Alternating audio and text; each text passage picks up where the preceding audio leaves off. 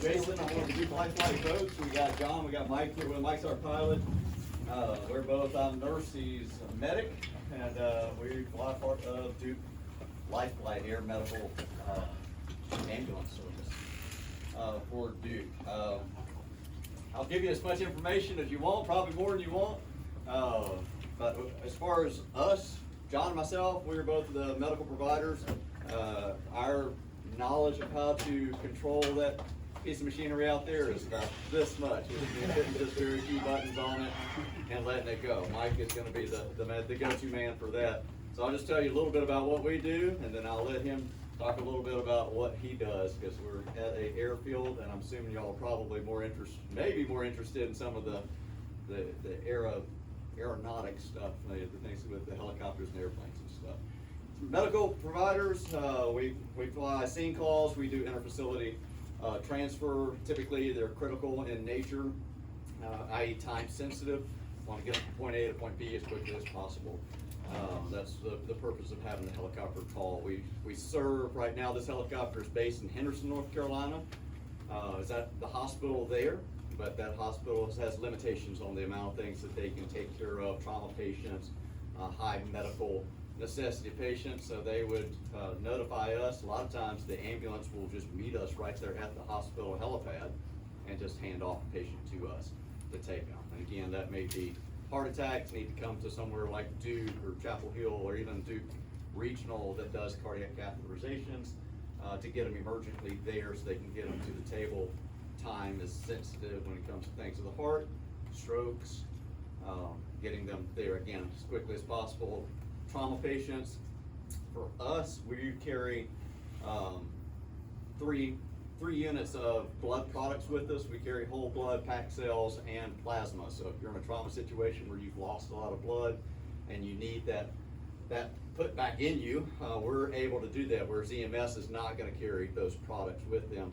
If they're there, let's say Warren County or even farther out, you may have an hour ground time to get you to definitive care. They'll call us and have us meet there at the scene. That's a good thing with the helicopter, because as long as it's a relatively level spot, he can get us in there, land us, we can get to the patient, and off we go.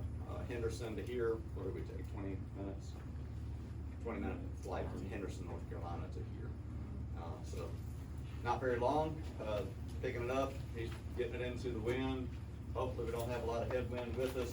The headwind, tailwind, we're pushing about 120, 125 knots through the air, so moving pretty good as the crow flies to get to Duke or UNC or wherever the care is needed. So any questions for us?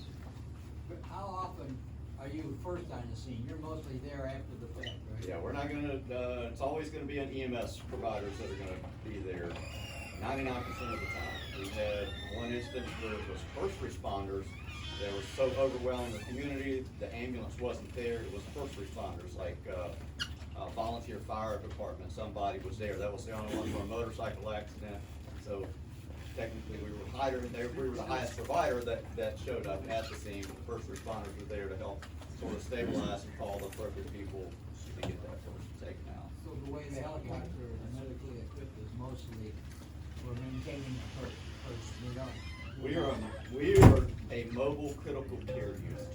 So we handle stuff from hospital to hospital as well as scene calls. Scene calls probably encompasses 20% of our volume. Hospital to hospital is the other 80%. So that means your critical patients that are placed on things like an ECMO, which is essentially a heart-lung bypass machine that we can take a perfusionist, take them back, balloon pumps, breathing machines, multiple drips, things that you would see in an intensive care unit. Do you transport organs? We don't do organs. Typically that's going to always coming from hospital to hospital on that one, so they'll have a special team, a surgeon that collects that, jumps on a jet or an ambulance or whatever it needs to get it to. They'll typically fly them to RDU, and RDU has their own service for driving them the rest of the way up to Duke quickly. So not a lot of organ transfers as far as the helicopter. Once upon a time they did a little bit, but not much. Can you guys run through your backgrounds? How'd you get to where you are today? My background is, I graduated from nursing school back in the 1900s. 1995, graduated out from nursing school at Liberty University. Started working in intensive care unit. I bounced between intensive care unit and emergency department. Depends on if I wanted the run and gun of the emergency department or the technicalities of the ICU. So I got the best of both worlds for bringing it to the life flight world, because that's what we do. We do emergency and we do ICU, so a little bit of both. So that's my background. As far as, I think I had been working as a nurse for 8 years by the time a buddy of mine said, why don't you try life flight? So came in, that was 18 years ago, something like 2007. So whatever the math comes out on that. In 2007, started to do life flight, big ground transport for about a year or two, and then got talked into coming on up to the air side of it. I can't say it was something that I always dreamed of doing. It just really just didn't cross my radar that much until I was ready to do something different. A friend of mine said, I'm an outdoors person. I love to hunt, I love to fish, I love anything outdoors, and being stuck inside of a hospital with no windows sometimes for 12 hours a day, was starting to get way on me. So when I came to this, I mean, this is perfect. I get to ride in an ambulance and play with lights and sirens, and I get to jump in a helicopter and fly around. So it works perfect for me. I can still get to be a kid a little bit. So I love the excitement, the ability to help people. That's the biggest part of our job, is to be able to help people in need. And I feel like we're able to accomplish that in my profession, doing what we do by ambulance. And helicopter's just a part of it. Ambulance is the other part of life flight. So if the weather's bad, we're not stopped. We're jumping in an ambulance and we're going to help take care of people too. In my background, my name is John, paramedic. Was on a 911 truck for 20 years and decided I was getting a little bit older, and if I wanted to get on a helicopter, now's the time. And like the very next day, Duke had a application opening I put in. So I've been at Duke for about 2 years now.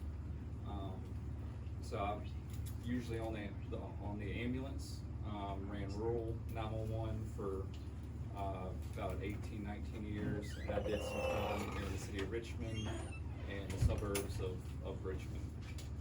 Worked in the ER a little bit for about 5 years as a tech. So that's been my experience that got me here. I'm Mike. After 4 years in the Marine Corps, decided if I was going to stay in, I was going to be the idiot flying away instead of the idiot left on the ground. But Marine Corps pilots don't fly very much, so after talking to all those guys, I said, well, I'll just get out and do it on my own. And I was right about the time, about 2010, when VA said, oh, we're going to start a GI Bill, so we're going to start paying for flight school again. So I was like, all right, I'm going to capitalize on that. So I went to flight school, did the Zero to Hero deal.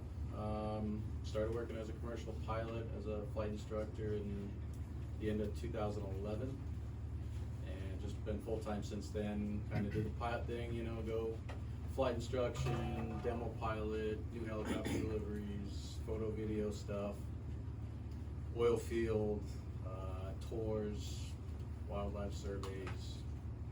I did Alaska for a season. Thought I would never fly mid-flight. So those guys fly the least out of all the helicopter stuff. They seem to have a lot of accidents. So I figured I would never fly mid-flight. And yeah, years later, all my buddies, they all have AIDS, aviation-induced divorce syndrome. So I'm still happily married with 3 kids, and almost every night. It's actually a pretty decent job.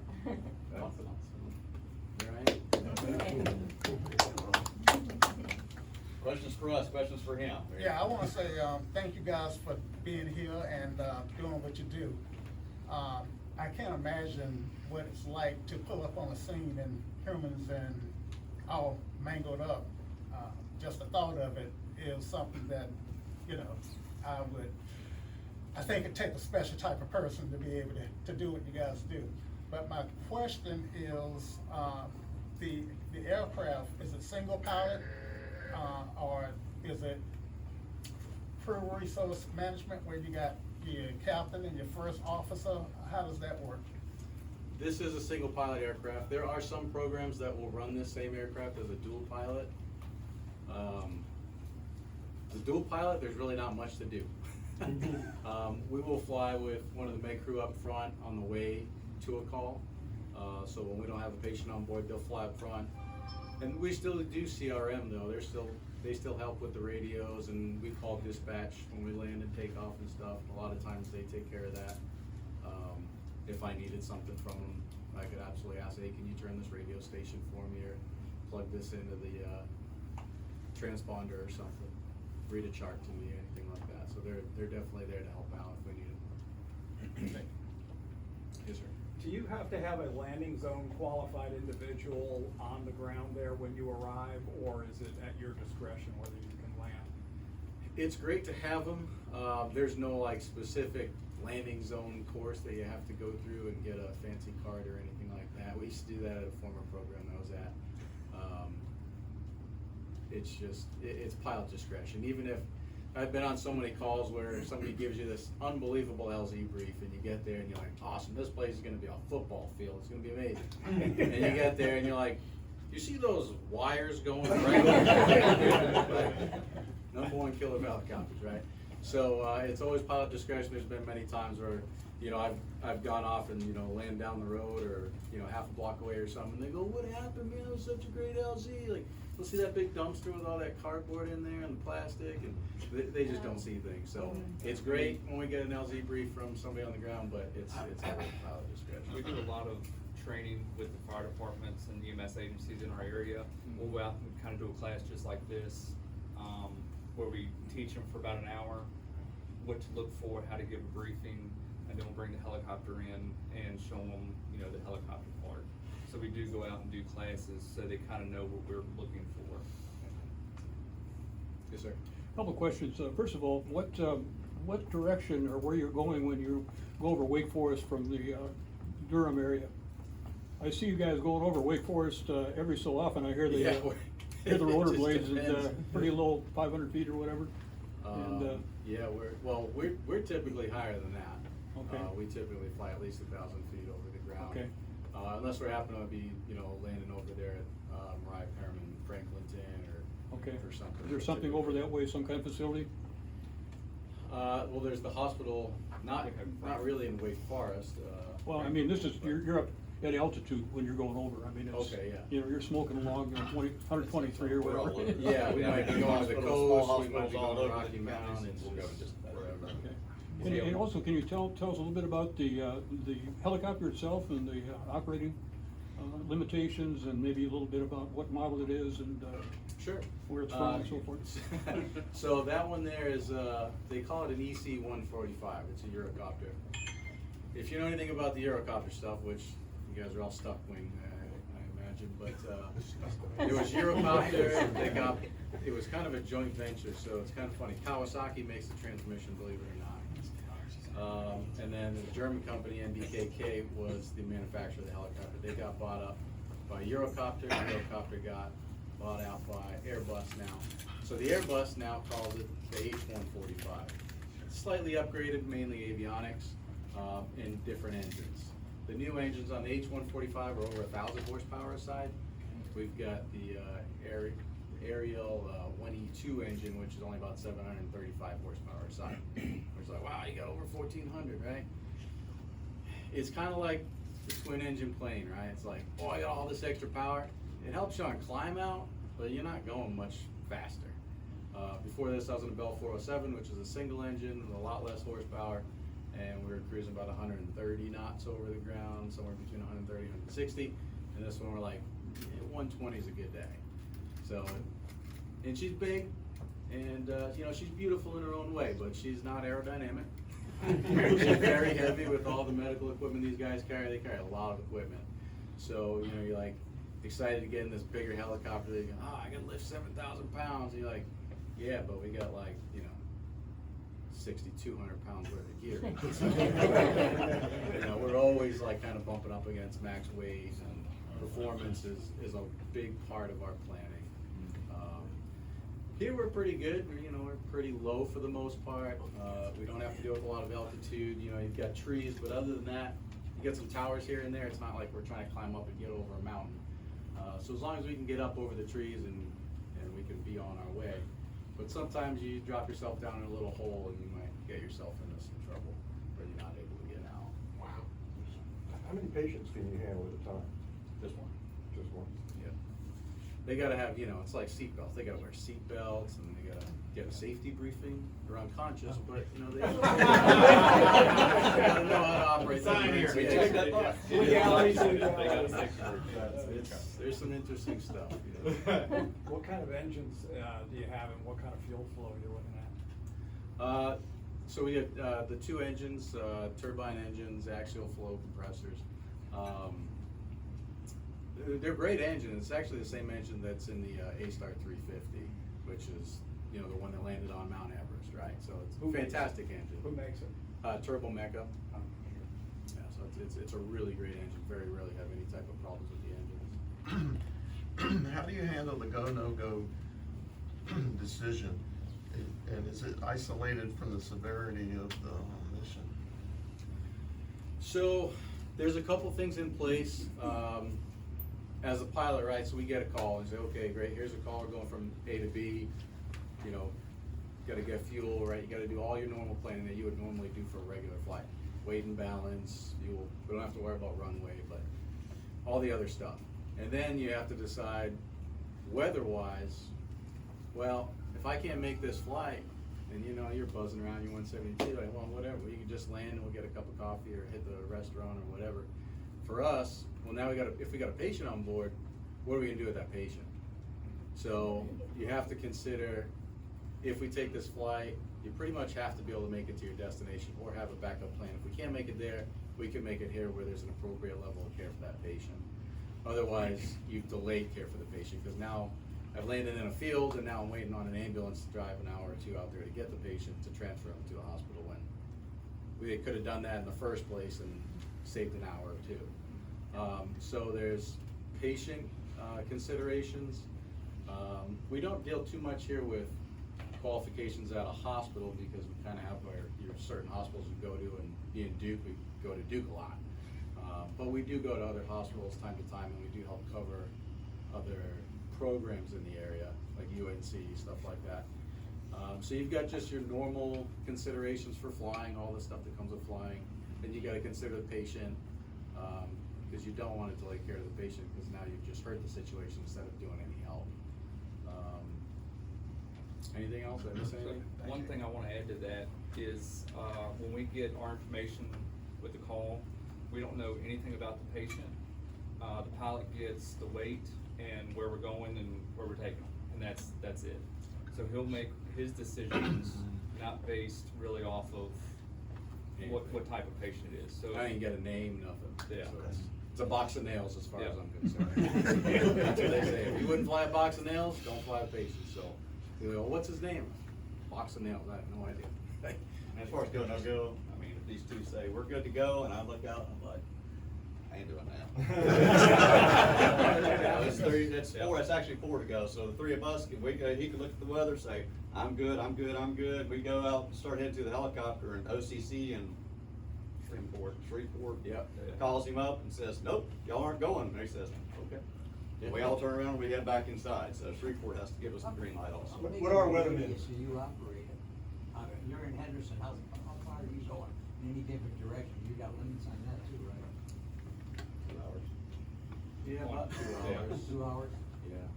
we have flown, our Duke Life flight pretty much can fly from, we've flown to Charleston, South Carolina, up to Charlottesville, Richmond area in Virginia, and then Johnson City, Tennessee, I think Augusta, Georgia once.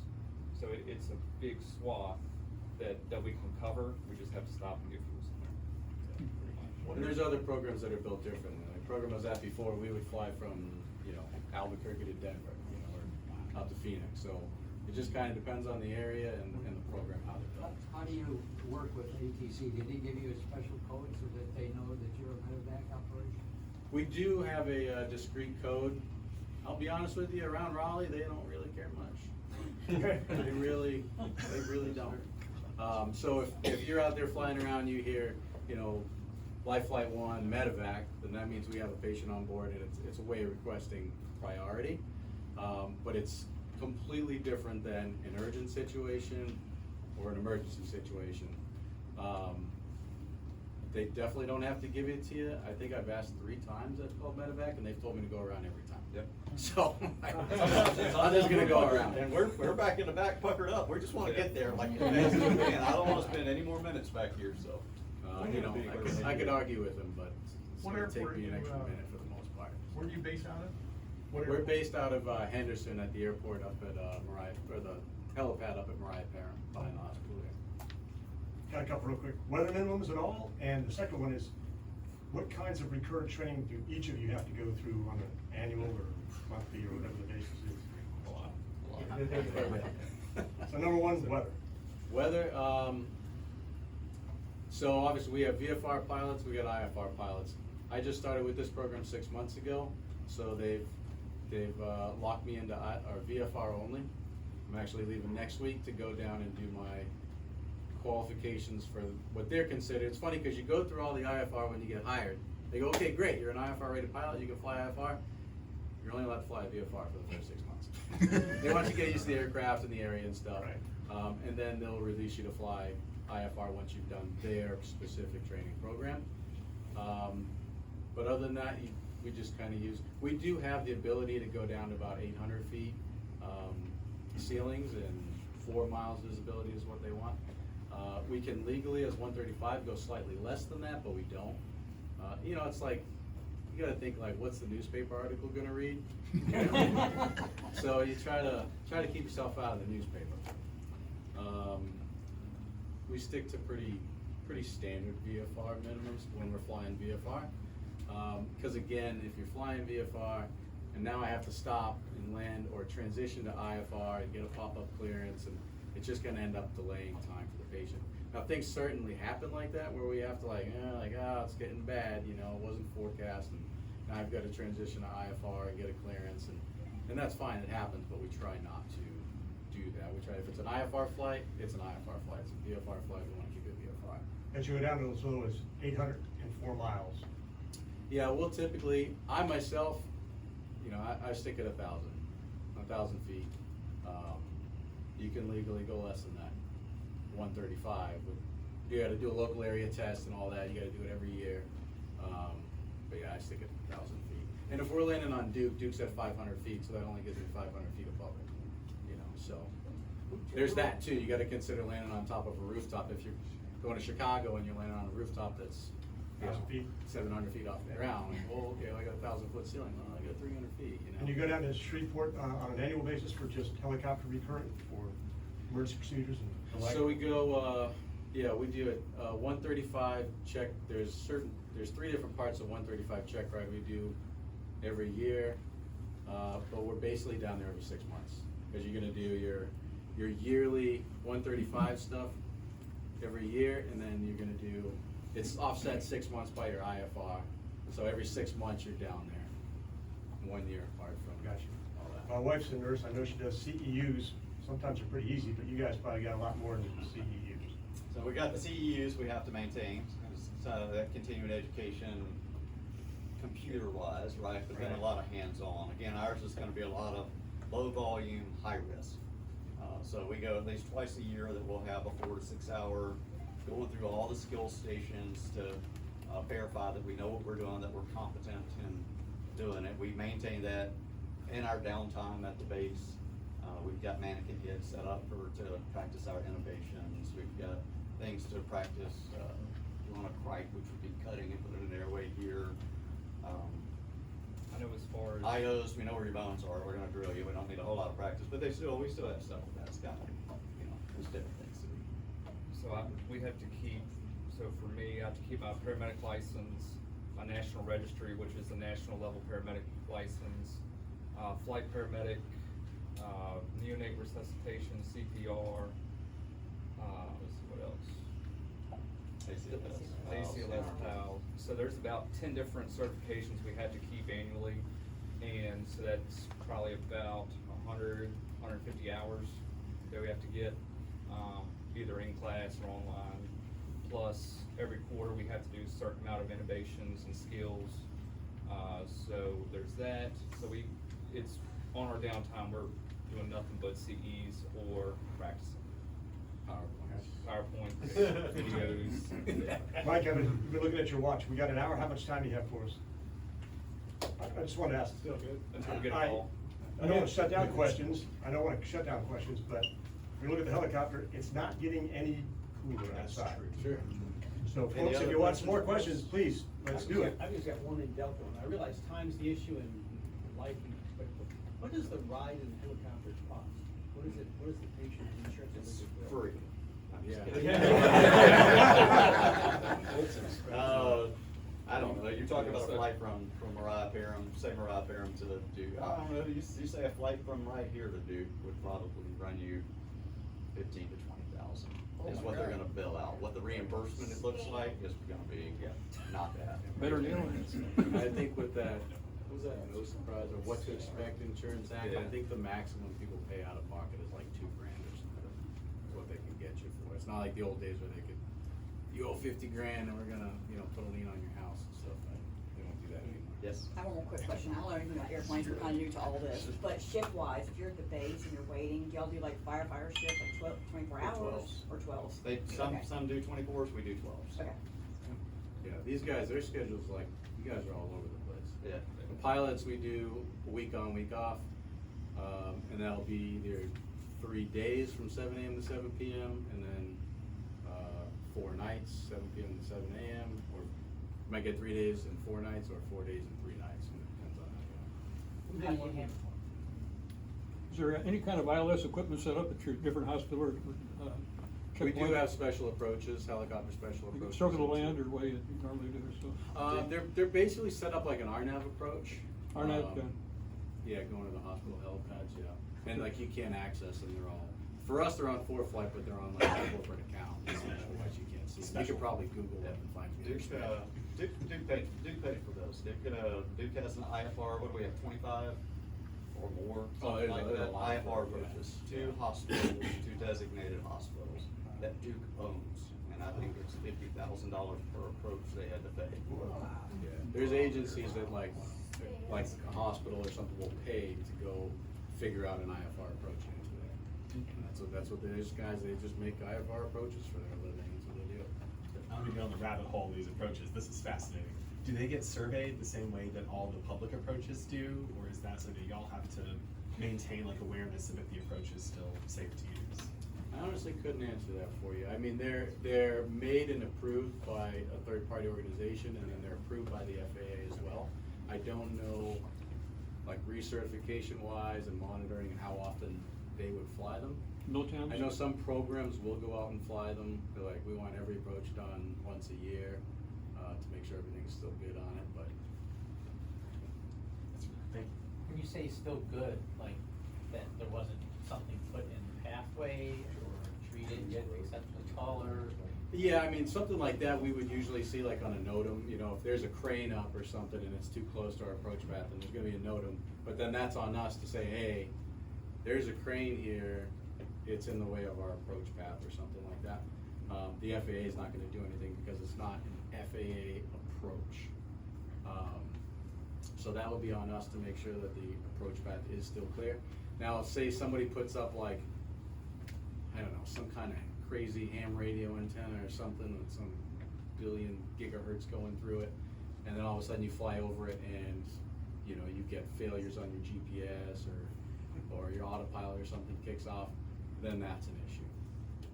And like if something like that happened, then we would, you execute a go around just like you would at a normal airport. You go around and either decide, that was weird, am I gonna try that again, or should we just go land at the airport, or do I have another approach in here that I can use? And then on a clear weather day, you would go out and fly it and figure out what's going on. We actually do have a situation like that at the hospital that we're trying to figure out. All of a sudden the GPSs go out for a couple seconds and they come back on, we don't know why. It's only with a certain aircraft and you can't figure it out. Are you, is y'all's GPS navigator, is it WAS or is it RP? We do have WAS. But not like that. Do you have all these small little airports like at Volunteer fire departments out in the country? Do you have all those on your map? Most of them. Yeah, If they're if it's a approved. registered Yeah. helipad, yeah. And most of them are, a good amount of them are. Sometimes you'll see some like forestry ones that aren't, well, I don't even say out here. Out west, you'll see some forestry, a beautiful pad, and you're like, why isn't that mine? Like, what's going on here? I know some of the volunteer fire departments have some like designated fields and stuff, but I don't think those would show up. Yeah, if it's a designated field or something, no, but if it's an approved helipad, then yeah. Speaking about that, can you review the markings for a helipad as far as visual markings, as what kind of helipad is it, directional, the different, the designation of the actual symbol itself on the helipad? Is there anything that you can relate to the fixed wing pilot? Mostly you're gonna see an H. Sometimes you will still see a triangle. If it's a triangle, it was probably set up by the military or left there by the military, but most of the time you'll see an H. Even most of the military ones have an H now. On the bottom corner, you'll have two numbers. Top number is gonna be the maximum blade diameter or rotor disc diameter, and then the bottom one will be your weight, what it's rated for. Anything directional? If whatever the H is going, you kind of come into the H and go out of the H is the preferred path. Sometimes you're like, who did that? You know, sometimes like, you know, the janitor gets out there and decides to paint an H out there. He had no idea what he was doing. It's in the middle, but you know, it should be in the way either wind, obviously the predominant wind path, or it's going to be, a lot of times we find it's going to be predominant flight path due to obstructions or noise abatement. Because hospitals, there's always housing around hospitals, and yeah, you get it, you know, 3 o'clock in the morning or beating in your roof with a, you know, helicopter. So we do our best to fly neighborly, fly as high as we can, create as less noise as we can, because we're there to serve the community. If the community's pissed off at us because we're beating in the roofs, then it doesn't create a good relationship. Do you have night restrictions as far as, you know, will you only do transports between hospitals, or can you land in a field or by I-95 at night? And if you do you have to use big floodlights or something? Yeah, we can land anywhere. We fly with night vision goggles at night, so that helps a lot of that. To be honest, it's so bright out here that when we come to a scene, there's usually somebody there. They usually light it up for you, give you a good LZ brief, so it's usually pretty easy. But when I was flying out before out west, we were kind of first responder doing search and rescue and stuff, and they just land out there in the mountains at 13,000 feet in a hole, and you're by yourself. We got great lights on this aircraft. This thing's got more lights than a Christmas tree. It's crazy. Man, we could save 100 pounds if you got rid of half these lights. So we got a lot of lighting. We some of them are equipped with a NVG infrared light as well. So you're like, oh, the guy's just flying around, no lights on. Like, we got infrared on. That's why you can't see it, which is great for the ground guys, because instead of a 2 million candle power spotlight on them, you know, they can't see anything. I'm like, oh yeah, let's get to turn his lights on. Are there any limitations on the size of a patient you can transport? If it fits, it shifts. That's about it. We can get the belts around them. You know, we're pretty good. But yeah, probably somewhere that 150, 160 kilogram. So you're pushing up around, you know, upwards of 400 pounds. But if they're tall, 400 pounds versus 400 pounds, they're gonna, you know, it's a difference. Like again, we gotta be able to secure them in there. We gotta get them there. It's really close to, you'll see it's close to the wall when we get out there. So they're gonna be positioned and squishing up that wall the whole way in. But yeah, and limitations today, it's hot, it's humid, and then the lifting capacity of the helicopter, how much fuel's on board. If we had a 5-minute flight from the hospital, he's gonna look at us and go, I'm dropping you guys. I'm gonna go fly around for 30 minutes, I'll be back. You know, and then maybe we can take this patient. Just depends on, you know, how far, you know, like I said, we burned off some fuel, we burned off fuel coming here, wouldn't be much of an issue getting and taking that patient with us. So if I don't Go out feel there and right- look at it, we can answer some more out there too if you want to. So if I don't feel well right now, this is good timing. Before you guys before we walk out, has everybody signed the sign-in sheet? I see you, Mike. Even guests, please, if you're, We all get yeah. this. Okay. Fuel and everything, that's how many And before we hours- walk out, thank you again, guys, for Yeah. everything. They want us on the ground. I'm gonna put on a bad guy hat for just a moment. For any of you who aren't used to being around aircraft, those of us who know this, don't touch anything outside or inside the aircraft without asking these guys if you can. Because it's just the thing with airplanes and helicopters. Don't be deal. It's worse with kids. Is there